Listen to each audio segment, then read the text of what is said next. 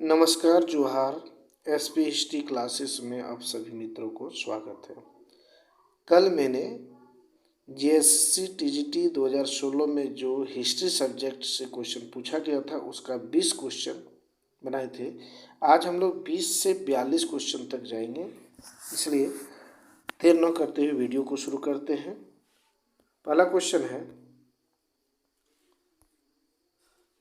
है कि कौन से शासकों पर विजय पाने के बाद चंद्रगुप्त द्वितीय ने विक्रमादित्य की उपाधि धारण की थी। तो यहाँ 4 ऑप्शन दिया गया है। 4 में पहला शाक क्षत्रप, चालुक्य, चोल, चेर। तो इसका सही जवाब हो जाएगा ऑप्शन नंबर 1। यानी शाकों पर विजय प्राप्त करने के बाद ही चंद्रगुप्त द्वितीय ने क्या विक्रमादित्य की उपाधि धारण की थी। अगला क्वेश्चन है, अकबर ने फतेहपुर सीकरी में इबादत खाने का निर्माण मुख्य रूप से किसके बारे में चर्चा करने के लिए किया गया था? आर्थिक मामले पर, धार्मिक मामले पर, राज्य के मामले पर, युद्ध के मामले पर। यह 4 ऑप्शन है, तो इसका सही जवाब क्या आ जाएगा? ऑप्शन नंबर बी, धार्मिक मामले पर चर्चा करने के लिए इबादत खाना का निर्माण कराया गया था। और ये अगला क्वेश्चन है, निम्नलिखित में से कौन सा भारत में आज़ादी से पहले का नारा नहीं था? यानी कि आज़ादी जो मिला उससे पहले कौन सा नारा नहीं था? 4 ऑप्शन, भारत छोड़ो आंदोलन, करो या मरो का नारा आंदोलन, इकबाल जिंदाबाद, जय जवान जय किसान। तो ये सब भारत छोड़ो आंदोलन के बाद ये नारा दिया गया था, जय जवान जय किसान।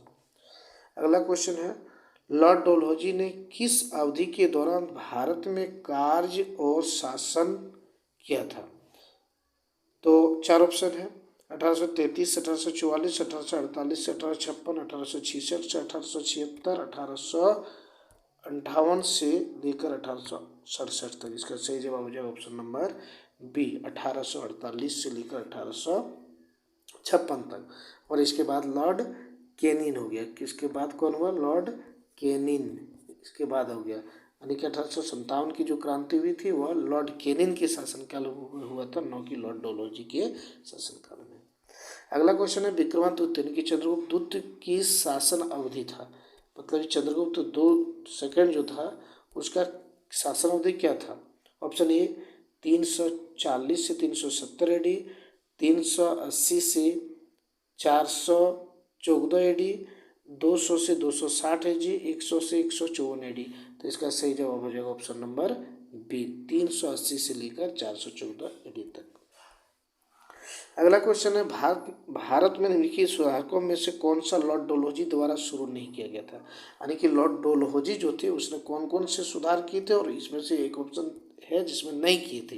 तो सबसे पहले देख लेते हैं हम लोग कौन कौन किए थे। तो ये डाक तार किया था, इलेक्ट्रॉनिक टेलीग्राफ किया था, रेलवे किया था। तो क्या नहीं किया था? तो ऑप्शन नंबर 1, पहला हवाई मार्ग जो है, वायु मार्ग इसने नहीं किए थे।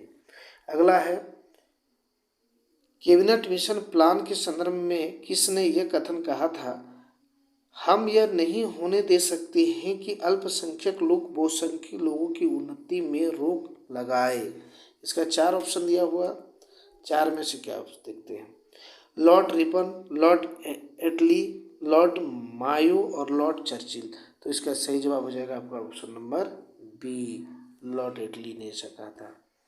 कौन सा युद्ध राष्ट्र के युद्ध के रूप में जाना जाता है? 4 ऑप्शन है। ऑप्शन नंबर 1 आपका हो गया मिस्र का युद्ध, लिपजिंग का युद्ध, नाइस का युद्ध और बोरबन का युद्ध। तो इसका सही जवाब हो जाएगा लिपजिंग का युद्ध। ये राष्ट्रीय यह युद्ध कब हुआ था? 1813 ईस्वी में। 1813 में ही यह युद्ध हुआ था। अगला क्वेश्चन, कौन से मिशन की विफलता के कारण भारत छोड़ो आंदोलन शुरू हुआ था? Cripps mission, Rutherford mission, Mayo mission, Ripon mission. तो इस कौन सा मिशन के साथ ही जो है भारत छोड़ो आंदोलन शुरू हुआ था? तो क्रिप्स मिशन की असफलता के बाद। अगला, किस वर्ष प्लासी का युद्ध लड़ा गया था? 1657, 1667, 1757 या 1767? तो इसका सही जवाब क्या हो जाएगा आपका? ऑप्शन नंबर सी, 1757 में प्लासी का युद्ध हुआ था।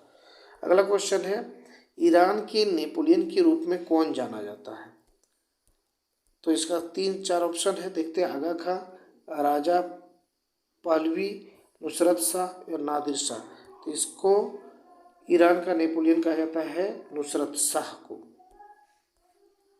अगला क्वेश्चन है कि मगध का प्रखर नेता बिम्बिसार किस वंश का शासक था? 4 ऑप्शन यहाँ दिया हुआ है। पहला ऑप्शन है चालुक्य वंश का, मौर्य वंश का, हर्यंका वंश का या गुप्त वंश का। तो ये हर्यक वंश का शासक था। कौन? बिम्बिसार। और इसका पुत्र का नाम क्या था? अजातशत्रु। चलिए अगला क्वेश्चन देखते हैं हम लोग। क्वेश्चन नंबर है 33। किस वर्ष में अवध पर अंग्रेजों द्वारा कब्जा कर लिया गया था? तो 4 ऑप्शन यहाँ क्या है, देख लेते हैं। पहला ऑप्शन 1857 है, 1856 है, सॉरी 1853, 1856, 1857, 1858। तो इसका सही जवाब हो जाएगा ऑप्शन नंबर बी।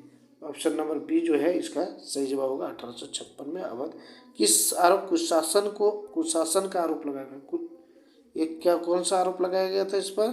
कुशासन शासन का आरोप लगाकर। और ये इसका जो नीति था लॉर्ड डलहौजी का, तो सबसे पहले 1848 में सतारा को लिया। इसी तरह अंतिम जो है 1856 में अवध को कुशासन के आरोप लगाकर हथिया लिया था। अगला क्वेश्चन है, औद्योगिक क्रांति योजना के तहत पहले या शुरू में कौन सा युद्ध शामिल था? मतलब कौन कौन सा इसमें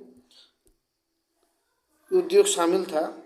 तो कोयला, कपास और लोहा उद्योग, तांबा, मशीनें और ऊनी वस्त्र, प्लास्टिक, लोहा एवं मोटर वाहन, कोयला, मैग्नीशियम और विमान। तो इसका सही जवाब क्या हो जाएगा? Option number 1। पहला उद्योग था कोयला, कपास और लोहा।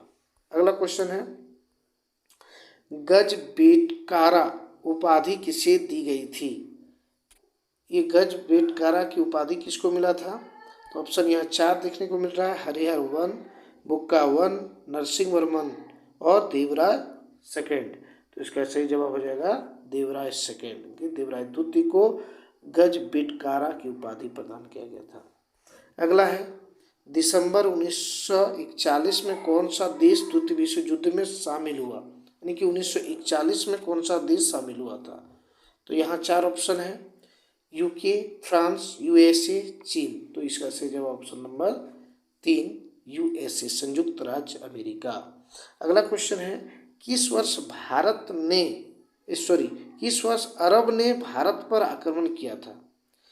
788 एडी, 767 एडी, 712 एडी और 728 एडी।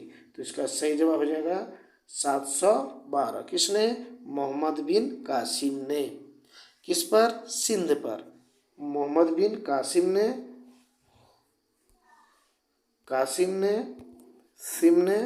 सिंध पर। किस पर? सिंध पर। 712 में उस समय सिंध का राजा कौन था? दाहिर था। सिंध का राजा कौन था? दाहिर था। अगला क्वेश्चन, बाबर को अपने साम्राज्य से दक्षिण पूर्वी भाग की ओर फतह शुरू करने का क्या वजह थी? अरब के साथ के हाथों पराजय, सुल्तान नुसरत शाह के हाथों पराजय, अपने पिता की जमीन की पुनः प्राप्त में विफलता, उसके हृदय के प्यार को पाने में विफलता। तो इसका सही जवाब क्या हो जाएगा? ऑप्शन नंबर ए सी हो जाएगा, अपने पिता की जमीन पाने की पुनः प्राप्ति में विफलता। अगला क्वेश्चन है, 1857 में मेरठ में तीसरी विदेशी घुड़सवार सेनाओं में कितने सैनिकों ने चर्बी पोते हुए कारतूस को स्वीकार करने से इनकार कर दिया था? तो इसका सही जवाब क्या हो जाएगा? ऑप्शन नंबर ए 90 सैनिकों ने। अगला क्वेश्चन है, 1797 में इटली में नेपोलियन द्वारा स्थापित गणराज्य का नाम क्या है?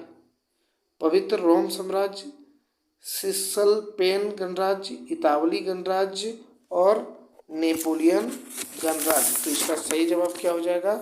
Option number B. इसका सही जवाब हो जाएगा ऑप्शन नंबर बी, यानी ये हो गया आपका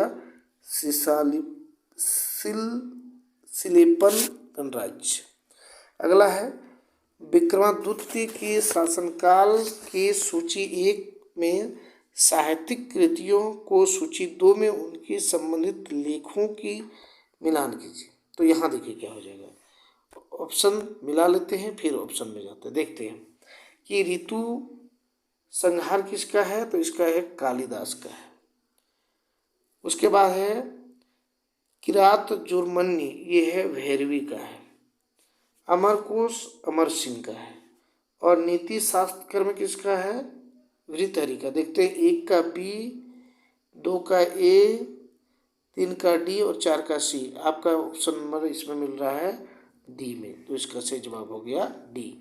तो अगला क्वेश्चन है 1813 में नेपोलियन के खिलाफ युद्ध का किसने नेतृत्व किया था? 4 ऑप्शन यहाँ देखने को मिलेगा। पहला है मेटरनिक, दूसरा रदरफोर्ड, तीसरा फेर्डिनेंड और चौथा है आपका अलेक्जेंडर। तो इसका सही जवाब ऑप्शन नंबर 4 अलेक्जेंडर। तो आज हम लोग 21 से 42 तक का क्वेश्चन देखें। अगला वीडियो में मैं पूरा 75 तक का क्वेश्चन डालूंगा। अगर वीडियो अच्छा लगे तो चैनल को सब्सक्राइब, वीडियो को लाइक एंड शेयर जरूर कीजिएगा। धन्यवाद।